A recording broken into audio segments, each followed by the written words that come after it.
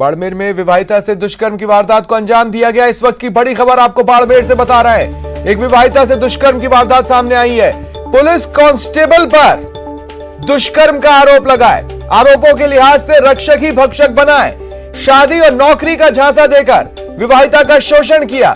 विवाहिता ने महिला थाने में मामला दर्ज करवाया है। सरहदी चौहटन इलाके में यह कांस्टेबल कार्यरत है जिस पर आरोप लगा है विवाहिता से दुष्कर्म का। एसपी ने कांस्टेबल को फिलहाल निलंबित कर दिया है। वारदात के बाद से कांस्टेबल फरार है। तो बाड़मेर से यह बड़ी खबर हम आपको बता रहे हैं। एक विवाहिता से दुष्कर्म की वारदात को अंजाम दिया गया और आरोप लगा है एक पुलिस कांस्टेबल पर जो कि सरहदी चौहटन इलाके में कार्यरत है। जैसे ही यह मामला सामने आया, एसपी ने आनन फानन में कांस्टेबल को निलंबित कर दिया, लेकिन कांस्टेबल फरार है। जानकारी मिल रही है, आरोपों के तहत ये आरोप जो लगे हैं वो ये कह रहे हैं कि इस कांस्टेबल ने विवाहिता से को झांसा दिया, शादी का झांसा दिया, नौकरी का झांसा दिया और उसका शोषण करता रहा। विवाहिता ने महिला थाने में दुष्कर्म का मामला दर्ज करवाया है। ज्यादा जानकारी के लिए बात करते हैं सहयोगी प्रेमदान से। प्रेमदान, क्या जानकारी है?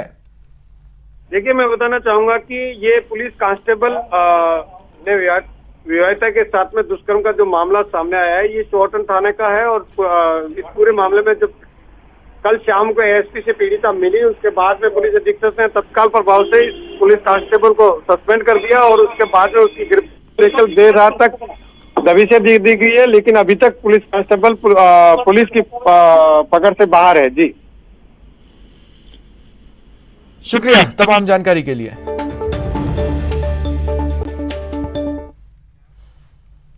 राजभवन और सरकार के बीच कुछ महीने पहले पैदा हुई कड़वाहट एक वर्चुअल लोकार्पण समारोह में मिठास में बदली दिखाई दी। समारोह में मुख्यमंत्री अशोक गहलोत और राज्यपाल कलराज मिश्र ने एक दूसरे की जमकर तारीफ की। मौजूदा राजनीतिक हालात में दोनों ने जिस अंदाज में एक दूसरे की सार्वजनिक मंच पर तारीफ की है, उससे सियासी गलियारों में कई तरह की चर्चाएं हैं। न तलखी न तनाव, तारीफों के बंधे पुल, सियासत रही किनारे, मन की गांठें गई खुल। प्रदेश के लिए शुभ चर्चा है सियासी हलके में। मुख्यमंत्री और गवर्नर मुरीद एक दूजे के। जो अनुभव भी है, जिस प्रकार से अभी उन्होंने आज सबका दिल जीत लिया जब संविधान के प्रीएम्बल को उन्होंने पढ़ा सुनाया। उपस्थित राजस्थान के यशस्वी और गतिशील व्यक्तित्व के धनी मुख्यमंत्री आदरणीय श्री अशोक गहलोत जी, ऊर्जा एवं जन स्वास्थ्य अभियांत्रिकी मंत्री।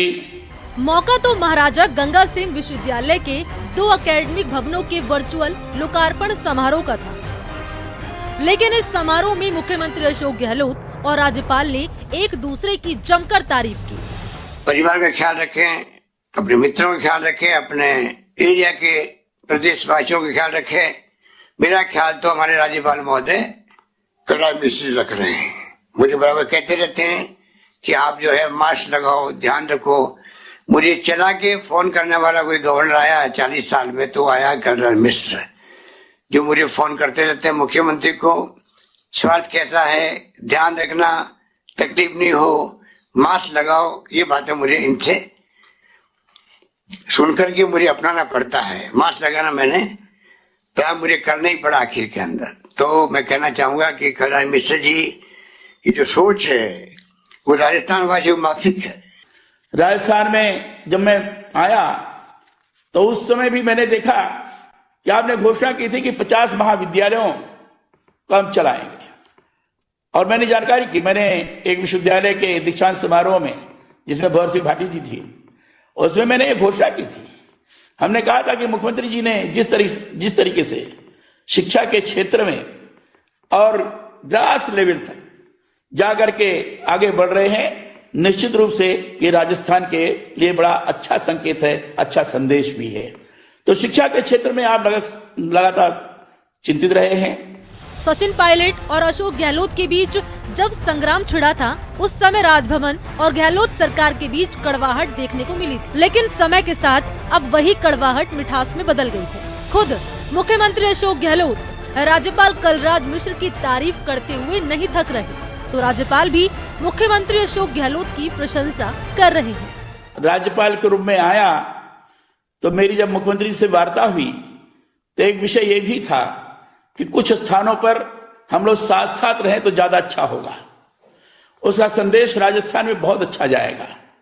और इस प्रकार के विश्वविद्यालयों में इस प्रकार के कार्यक्रम होते हैं तो इसमें हम लोग साथ साथ रहेंगे तो एक अच्छी स्थिति निर्माण होगी, सौहार्द का वातावरण भी निर्माण होगा और लोगों को लगेगा कि इस समय संविधान के प्रमुख के रूप में और कार्यपालिका के प्रमुख रूप में दोनों प्रमुख साथ साथ जुड़कर काम कर रहे हैं, एक समन्वित स्वरूप विकसित होगा। हमने भी प्रयास किया कि तमाम स्कूलों के बुक्स के अंदर पहला पेज संविधान के प्रेम्बल का हो। ये हमने फैसला किया कि जगह छपने शुरू भी हो गए।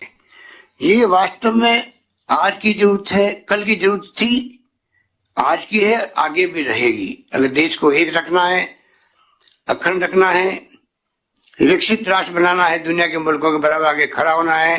किसी कांग्रेस शासित राज्य के मुख्यमंत्री ने और राज्यपाल ने हाल के दिनों में पहली बार सार्वजनिक मंच पर एक दूसरे की तारीफ की है। न्यूज़ 18 राजस्थान के लिए गोवर्धन चौधरी की रिपोर्ट। खबर रेल यात्रियों के लिए है। गांधीधाम भागलपुर एक्सप्रेस ट्रेन का समय रेलवे प्रशासन ने बदल दिया है। जीरो बेस्ड समय सारणी को लागू करते हुए ट्रेन का समय बदला गया है। गांधीधाम भागलपुर ट्रेन गांधीधाम से शाम 5:40 पर रवाना होगी। दूसरे दिन सुबह 9:50 पर ट्रेन कोटा पहुंच जाएगी। यहां से 10 बजे ट्रेन रवाना होकर तीसरे दिन शाम 8:15 पर भागलपुर पहुंचेगी। इसी प्रकार वापसी में भागलपुर से सुबह 6:30 पर ट्रेन रवाना होगी। दूसरे दिन दोपहर 3:10 पर कोटा आएगी। रास्ते में यह ट्रेन कोटा रेल मंडल के सवाई माधोपुर, गंगापुर सिटी, हिंडौन सिटी, बयाना, भरतपुर के स्टेशनों पर रुकेगी।